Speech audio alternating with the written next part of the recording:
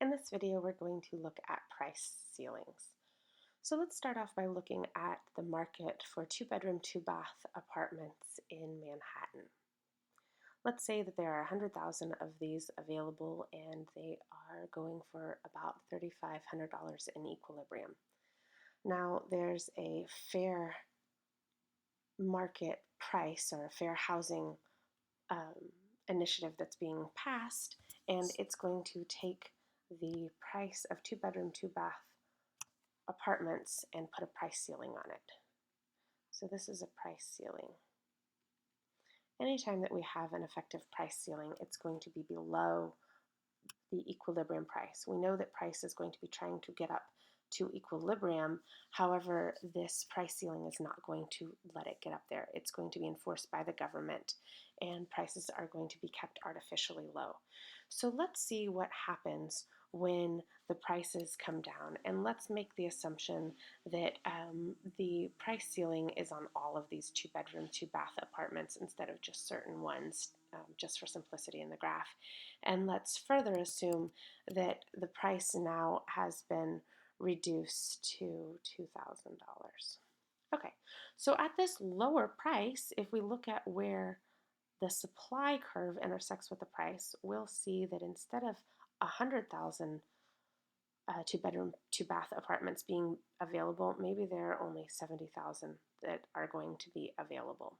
However, the number of individuals that are going to want this or these two-bedroom, two-bath, if we look now that it's down to $2,000, if we look at where $2,000 intersects with the demand curve, this is going to be maybe 130 people want two-bedroom, two-bath apartments in New York for $2,000. I'm going to guess it's going to be a lot higher than that, but just for simplicity's sake, let's look at this. So this 70,000, this is going to be our quantity supplied. Okay, and 130,000, this is going to be our quantity demanded. So obviously quantity demanded is far greater than quantity supplied. It's easy to see how 30,000 more individuals want a two-bedroom, two-bath walk-up. There are going to be a lot of NYU students that are having to pay $1,000 a month for a 8x8 room that they have to share with somebody else that now could go in together and for the same price get a two-bedroom, two-bath apartment. However, the thing that we want to look at is what happens over here. Where did 30,000 units go? How did those 30,000 units disappear? Well, some of them were sold. What if your mortgage was $3,000 a month? At $3,500 when you were renting it out, you were able to make a $500 a month profit, but at $2,000 a month, you won't be able to make even your mortgage payment. So some people sold them. Another thing that we see happen is that some of them were converted. They became really, really large one-bedroom apartments, or they became really small three-bedroom apartments. And then some of them went off the market and became black market deals. Some people said, hey, I'm pulling my two-bedroom, two-bath apartment and it's no longer available. And the government does follow up on stuff like this. And they listed it with friends, or they're letting their son rent it from them, and they've taken it off the market because it's not affordable anymore.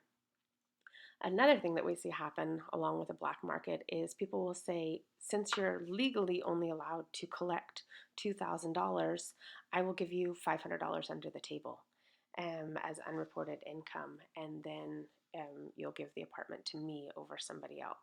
So anytime that we have a market that's not in equilibrium, we'll have some shortage, some shortage or some surplus. Here, since quantity supplied is significantly less than quantity demanded, we'll have a shortage.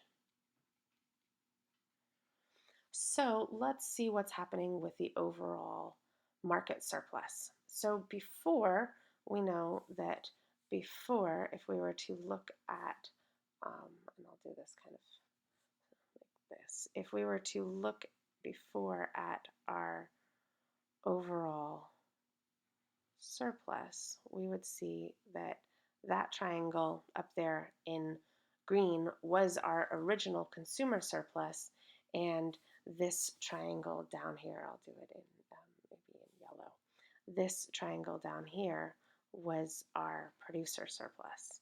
And then I'm going to get this thing all messy and we'll see what's going on with our leftover surplus. And I have another video on consumer surplus and producer surplus that you might want to watch in order to keep everything straight, because I'm not going to go in with as much detail. Okay, so if this was our original consumer surplus up top and our producer surplus at the bottom, what happens once we have a price ceiling? Well, consumer surplus, the gains that consumer surplus we're going to see are going to grow. Again, the market only gets to this point, only gets to the 70,000. So this is no longer available. So we're not even going to worry about this area over here because it's gone. This is all going to go towards our deadweight loss. So deadweight loss, okay. Now, consumer surplus was before this triangle. We know that part of it's gone towards deadweight loss, so this is what remains. However, now the price has fallen to 2,000, so that means consumer surplus is growing. This rectangle right down here, and I'll do it in a solid line, from what used to be part of producer surplus that is now consumer surplus, this rectangle, this green rectangle that I'm drawing right here, I'm not doing a very good job, but this green rectangle that I'm drawing right down here, and I'll cross hatch it so you can really see, that's transferred. That was part of producer surplus and is now all of is part of consumer surplus. Okay, so all of this area that's shaded in green is part of consumer surplus. So producer surplus is the one that has fallen by the most. This is all that's left of producer surplus, is this small triangle down here at the bottom. Okay, so make sure you review consumer and producer surplus to be able to add up the triangles, the rectangles, and see what the overall dollar amount that producers and consumers feel when there is a price ceiling and what happens to the loss of society with the deadweight loss.